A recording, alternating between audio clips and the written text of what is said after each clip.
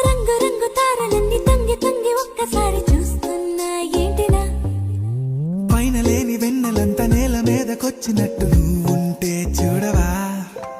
మంచువాన నన్ను ముంచనంట వాన విల్లు మీద ఇల్లు కట్టినెవ్వరంట ఈ లోకమంతా నిన్ను చూసినంట ఏ దిష్టి నిన్ను తాకకుండా ఇంటిలోనే దాచుకుంటా